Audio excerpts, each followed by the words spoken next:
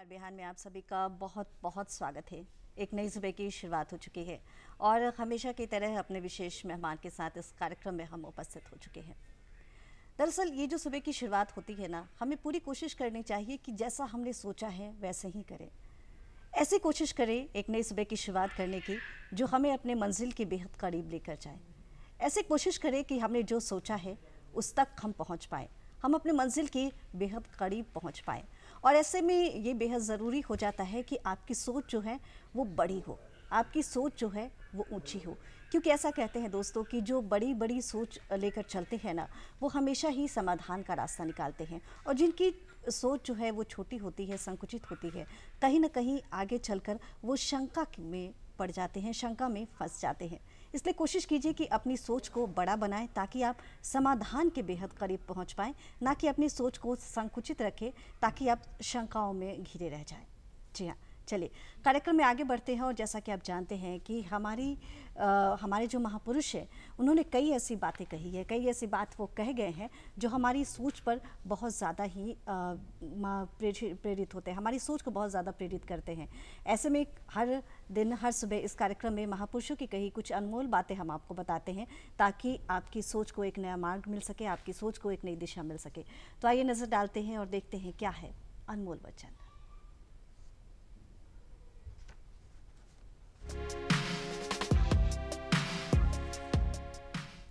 महान सपने देखने वालों के महान सपने हमेशा पूरे होते हैं। हमने अपने स्टूडियो में आमंत्रित किया है शाइस्ता बेदार जी को, आपसे हमने मिलवाया भी है। आइए बातचीत के सिलसिले को हम शुरू करते हैं। डॉक्टर शाइस्ता बेदार जी, बहुत बहुत स्वागत है आपका पुनः। Thank you. चूँकि आप खुदाबख्श लाइब्रेरी से जुड़ी हुई हैं, काफ़ी समय से जुड़ी हुई हैं, वर्तमान में आप निदेशिका हैं, लेकिन यूँ कहा जाए तो आपने बचपन के दिनों से लाइब्रेरी को देखा है, खुदाबख्श लाइब्रेरी को देखा है। ठीक है।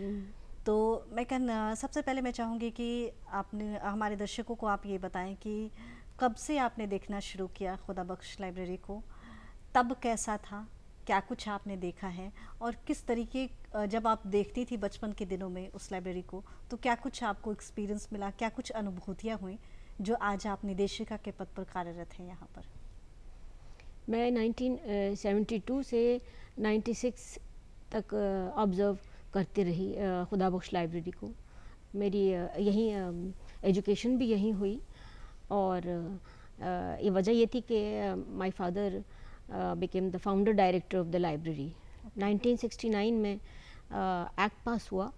Khudabakhsh library was declared an autonomous institution of national importance। Parliament का एक्ट हुआ और 69 के बाद जो पहले डायरेक्टर हुए मेरे फादर हुए डॉक्टर बेदार, और इसी वजह से मुझे यहाँ जाहिर सी बातें रहने का, पढ़ने का और सब देखने का मौका मिला खुदाबख्श लाइब्रेरी को।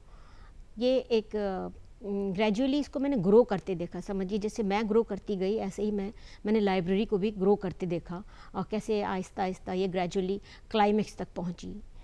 इसके अंदर उस ज़माने में 60 का तो स्टाफ हुआ करता था और सेमिनार्स और लेक्चर्स और कॉन्फ्रेंसेस जो थे एक रोज़ाना का मामूल हुआ करता था। It was like a very active institution. Universities छः यूनिवर्सिटीज़ थीं जिन्होंने इसको रिकॉग्नाइज़ किया हुआ था और 15 रिसर्च फेलोज़ हुआ करते थे जो लाइब्रेरीज़ के पांडुलिपियों पे, मैनस्क्रिप्ट्स पे समझिए काम किया करते थे। तो उनको फेलोशिप्स दी जाती थी और फिर पीएचडी अवार्ड होती थी। हमारे यहाँ से 2-3 पीएचडीज़ भी अवार्ड हुई। तो ये तो इसका सिलसिला रहा। फिर आप समझिए जो वहाँ बेसिकली लाइब्रेरी मशहूर है अपने मैनस्क्रिप्ट्स के लिए, उसके ऊपर जो सेमिनार्स और कॉन्फ्रेंसेस हुए, फिर ये सिलेक्शन हुआ को कौन सी चीज़ें ऐसी हैं जिन पे काम किया जाए। ग्रेजुअली एक लिस्ट तैयार हुई कि दुनिया भर में जो रेयर मैनस्क्रिप्ट्स हैं और हमारे अपनी लाइब्रेरी में उनको लेके रिसर्चेस को प्रमोट किया जाए। लाइब्रेरी को मैंने ये देखा कि उसके हमेशा से कुछ ऑब्जेक्टिव्स रहे जो आज भी मेरी नज़र में है। वो ये है कि अक्वायर किया जाए, नॉलेज को अक्वायर करें, प्रिजर्व करें और डिसेमिनेशन ऑफ नॉलेज किया जाए। बेसिकली ये हम लोग के ऑब्जेक्टिव्स रहे। दूसरा अहम ऑब्जेक्टिव लाइब्रेरी का ये है कि आदमी को कैसे इंसान बनाया जाए। उसके लिए यह है कि सोशियो कम्युनल हार्मनी को प्रमोट करना है और इंटरफेथ अंडरस्टैंडिंग के एनवायरनमेंट को प्रमोट करना है। ये साइमल्टेनियसली साथ साथ चलता रहता है। लाइब्रेरी का जो एक रूटीन वर्क है, किताबें ख़रीदी जा रही हैं और फिर उनको इशू किया जा रहा है, रीडर्स स्कॉलर्स आ रहे हैं, उनको सर्व किया जा रहा है।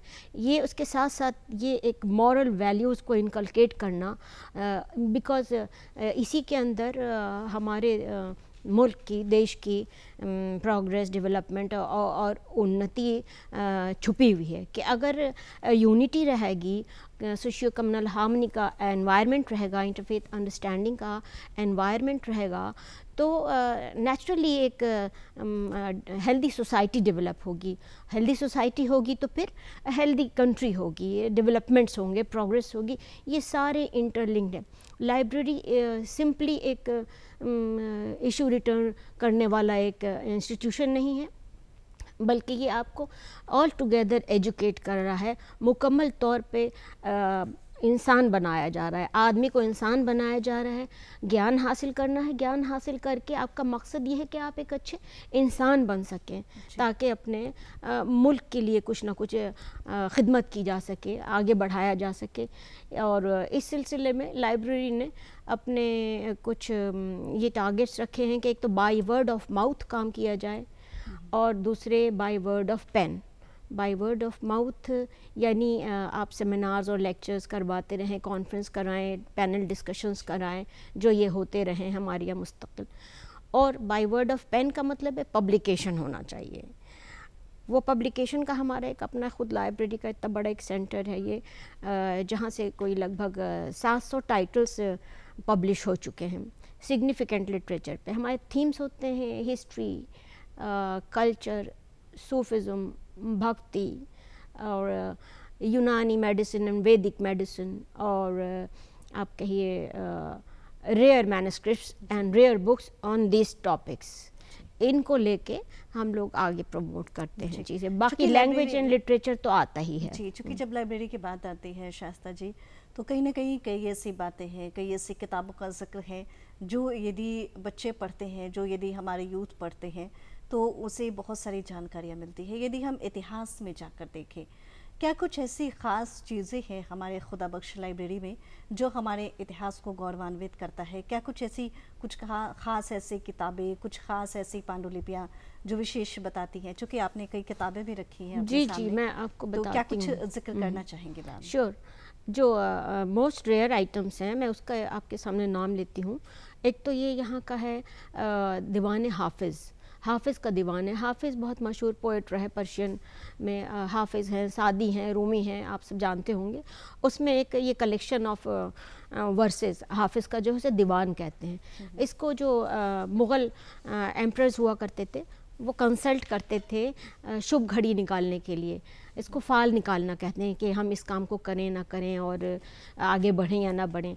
तो ये इम्पॉर्टेंट इसलिए है कि इसके अंदर आप राइटिंग देख सकते हैं। राइटिंग है हुमायूं की और जहांगीर की। ये मैं आपको दिखा सकती हूँ ज़रूर। ये दीवान हाफिज़ है, उसमें राइटिंग्स पाई जा रही हैं। ये तो आप देखें दीवान हाफिज़ हुआ।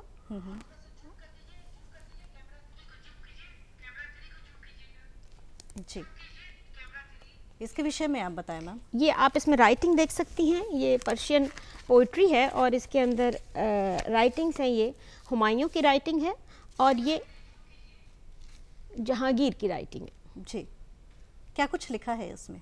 इसमें ये बता रहे हैं कि हमने ये जब इसको फ़ाल को निकाला, इसको पढ़ा, हमने शेर को पढ़ा, तो हमें गाइडेंस मिली कि हम इस कोई हमें काम करना है। फॉर एग्ज़ाम्पल ये मिलने जा रहे थे जहांगीर, अपने फादर से, अकबर से मिलने जाना था, तो इसको ये देखना था कि हम आगे बढ़ें, जाएं कि ना जाएं। तो इनको इससे ही गाइडेंस मिली कि तुम जाओ, आगे बढ़ो और फिर तुम बादशाह बनोगे। इत्तेफाक ऐसा हुआ कि 1 महीने के बाद ही अकबर की डेथ हो जाती है और जहांगीर बिकेम द किंग। तो ये आस्था भी होती है, कुछ ऐसे इवेंट्स होते चले जाते हैं कि फिर उसमें आदमी की आस्था मजबूत होती चली जाती है। फिर उसको ये ग्रेजुअली और कंसल्ट करते चले गए। जब जब भी इनको कभी कोई वॉर करना है, कहीं जाना है, तो इसको ये कंसल्ट करते थे। इससे इनको गाइडेंस मिला करती थी। और अगली चीज़ मैं आपको जो दिखाने वाली हूँ ये इसका नाम है तिमूरनामा जी। ये तिमूरनामा है, इसका हमने शॉर्ट नेम दिया है तिमूरनामा। ये कलेक्शन ऑफ पेंटिंग्स है। एक्चुअली ये है तारीख़ ख़ानदान तिमूरिया और शॉर्ट में इसे कहेंगे तिमूरनामा। ये हिस्ट्री ऑफ द टेमरिड्स है। तिमूर के ज़माने से अकबर के 22वें साल तक का ये पूरा हिस्ट्री है और कलेक्शंस ऑफ पेंटिंग्स हैं इसमें, हंड्रेड्स ऑफ पेंटिंग्स हैं जिसको आप देखेंगे ये सोने से और जो ज्वेल्स होते हैं, रूबीज़ और सफ़ायर्स होते हैं, याकूत वगैरह, उस किस्म की जो जवाहरात होते हैं उससे कलर्स तैयार किए गए हैं। कभी आप आइए, आप सब लोगों को मैं इनवाइट करती हूँ, आके देखिए जो इसके ओरिजिनल पेंटिंग्स हैं। ये तो जहाँ आप देख रहे हैं राइटिंग है शाहजहाँ की, इसको ये सर्टिफाई कर रहे हैं कि ये उसके अकबर के ज़माने में ये तैयार किया गया। जी। इसके अंदर क्या कुछ खास ये है मैम? ये इसके अंदर आप देखेंगे पेंटिंग्स का कलेक्शन है जी, जो जरूर दिखाएं, हमारे दर्शक भी देखना चाहेंगे। ये पेंटिंग्स का कलेक्शन देख सकते हैं आप जी। ये कब के ज़माने की है? अकबर के 22वें साल में इसे तैयार किया गया। जी।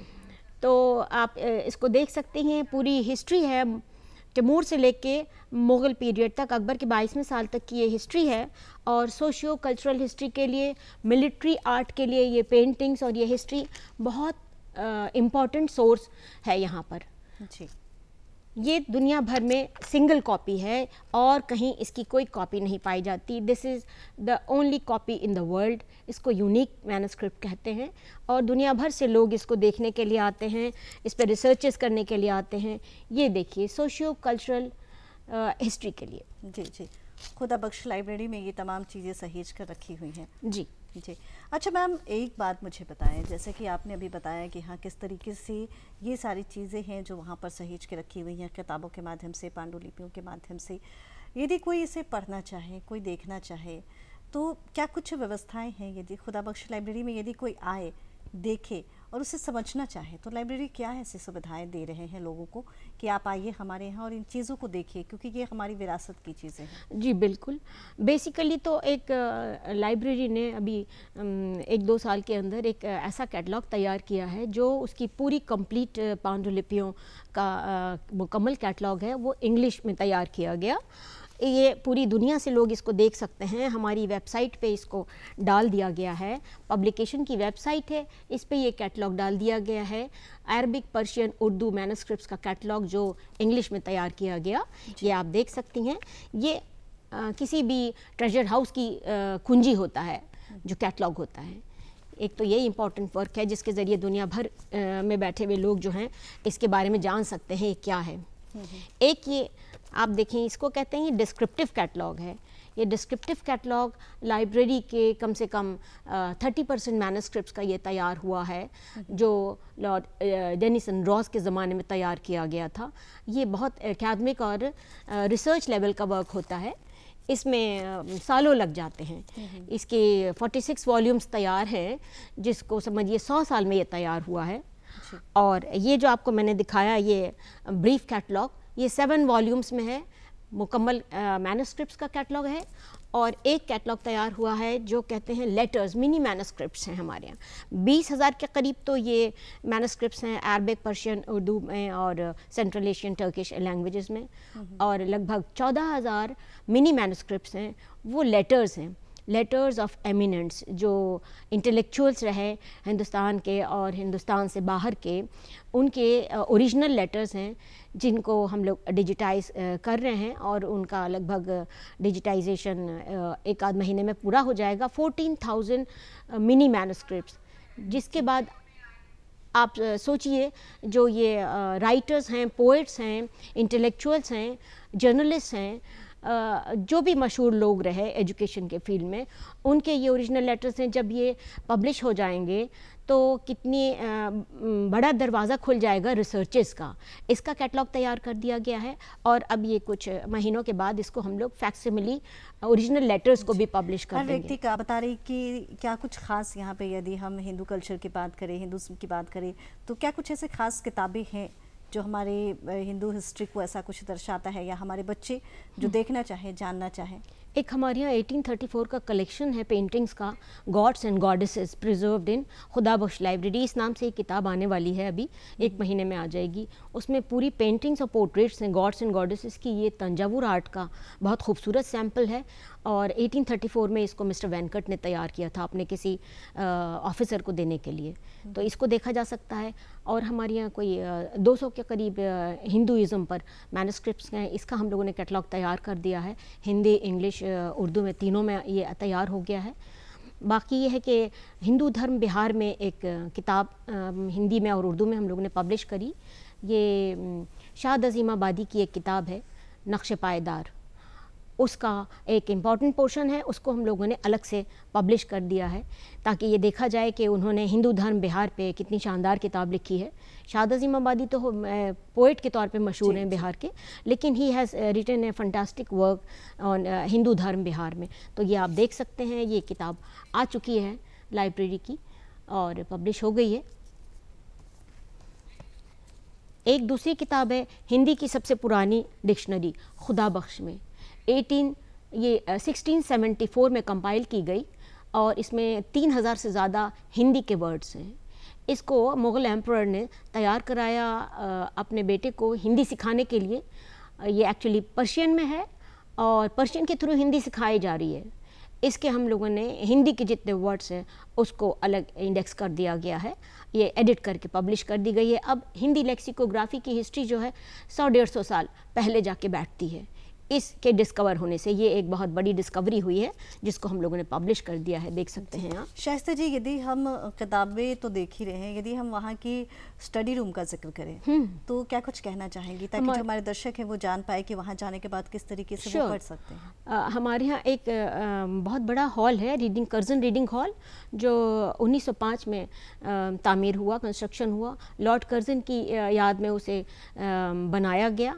ये हेरिटेज बिल्डिंग भी है, तो हमारी लाइब्रेरी एक तौर से हेरिटेज बिल्डिंग्स में भी आती है और कल्चरल हेरिटेज का पांडुलिपियों की शक्ल में अलग ट्रेजर हाउस भी है ये। तो दोनों तरह से इस लाइब्रेरी को इम्पोर्टेंस हासिल है। ये कर्जन रीडिंग हॉल जो है, इसमें 5000 फुटफॉल पर मंथ होता है, इतने बच्चे पढ़ते हैं। आप समझ सकते हैं, सुबह 8 बजे से रात 8 बजे तक उसका सिलसिला चलता रहता है, बच्चे पढ़ते रहते हैं। उनको एक फ्री एनवायरनमेंट दिया जा रहा है, फ्री ऑफ कॉस्ट पढ़ने को सारा मटेरियल दिया जाता है।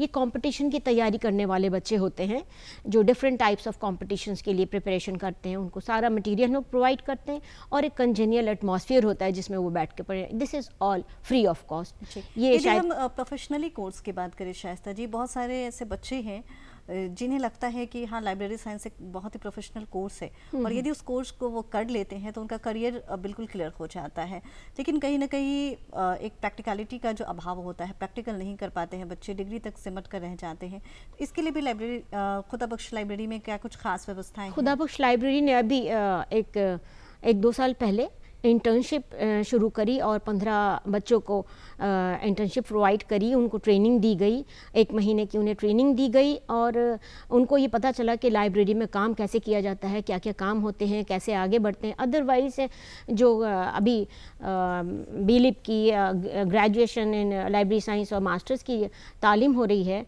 मुझे लगता है वो क्वालिटी नहीं आ पा रही यहाँ पर बिहार में जो आना चाहिए स्पेशली। और इसके लिए ज़रूरी है कि 1-1 महीने 2-2 महीने के जो ये स्टूडेंट्स हैं उनको इंटर्नशिप कोर्स कराए जाएं ताकि उनको नो हाउ हो जाए कि लाइब्रेरी में काम कैसे कैसे होता है। ये बहुत ज़रूरी है डिग्री हासिल करने के बाद, तभी प्रैक्टिकल नॉलेज इन लोगों को हो पाएगी। जी, आपने कुछ लिखा भी है शायद खुदा बख्श लाइब्रेरी के विषय में, यदि 2-4 लाइनों का यदि हम जिक्र करें तो क्या कुछ कहना चाहेंगी? कुछ नहीं, मैंने ऐसे ही एक पोएम मैंने क्रिएट करी, समझिए कहना चाहिए। वो अचानक ही एक शिफ्ट में ये तैयार हुई तो मैं ख़ुद भी हैरान थी कि कैसे हुआ। तेरी चाहत में तन मन धन सबसे लुटे हम, धैर्य फिर भी न खोया हमने, बनाने में तुझको संवारने में तुझको सबसे लुटे हम, आए नहीं हम तो लाए गए हैं। दिन का होश था न रात की खबर, बस वो एक लगन थी कि जुनून था मेरा कि फिर से तुझे मैं उरूज पे देखूं, तन मन धन सबसे लुटे हम, कि तुझको दिया हमने खूने जिगर, ये जुनून नहीं तो क्या है बता, कि वो हुए हैं दर पे आज़ार, कि वो हैं दर पे आज़ार और हम लुटाने चले हैं जाने अज़ीज़ तुम पर, तन मन धन सबसे लुटे हम, फिर भी न खोया अज़्म मुसम्मम, कोई मुझसा मिले तो कहना फिर, कि जिसने दिया खूने जिगर, लुटाया जिसने तन मन धन, कि ये इश्क था या जुनून था मेरा, कि संवारूं फिर से उसको मैं, देखा था दौरे ज़मां जिसका और फिर देखा वो ज़वाल उसका, शायद यही एक चाहत थी जो भेजा उसने मुझको यहाँ, कोशिश तो बहुत की प्यारों ने, कोशिश तो बहुत की प्यारों ने कि अलकत कर दें हमको वो, थी कोई ताकत सबसे बड़ी, थी कोई ताकत और भी, खबर थी उसको मेरे जुनून की, खबर थी उसको इश्क़ जुनून की, खबर थी उसको सोज़े दरूं की, खबर थी उसको इश्क़ जुनून की, तभी तो आई नहीं मैं लाई गई हूँ ख्वाब गरां से, उठाने सबको एक बार फिर से। क्या बात है, बहुत ही खूबसूरत, चंद लाइनों में ही आपने बहुत खूबसूरत जिक्र किया है। और बहुत बहुत शुक्रिया मैम कि आप इस कार्यक्रम में आए आज के दिन, जो कि हम विश्व विरासत दिवस के रूप में आज मना रहे हैं। आपने लाइब्रेरी के विषय में इतनी सारी जानकारियाँ दी, बहुत सारे ऐसे स्टूडेंट हैं जो देख पाए, जान पाए और ये भी समझ पाए कि यदि उन्हें प्रोफेशनली आगे बढ़ना है तो किस तरीके से वो लाइब्रेरी से जुड़ सकते हैं। Thank you so much for coming. Thank you very much, thank you very much. तो दर्शकों, आप देख रहे थे कि आज डॉक्टर शाइस्ता बेदार जी हमारे बीच उपस्थित थी, निदेशिका हैं खुदा बख्श लाइब्रेरी की। कैसा लगा आपको हमारा आज का ये कार्यक्रम? इस कार्यक्रम के विषय में यदि आप अपनी राय देना चाहते हैं, अपनी प्रतिक्रिया भेजना चाहते हैं तो ज़रूर लिख भेजिए। खतों के माध्यम से, ईमेल के माध्यम से आप डिटेल्स हम तक भेज सकते हैं। हमारा पता है निदेशक डीडी बिहार, दूरदर्शन केंद्र Patna, fridge road Patna 800001। Email address है director ddkpatna@gmail.com।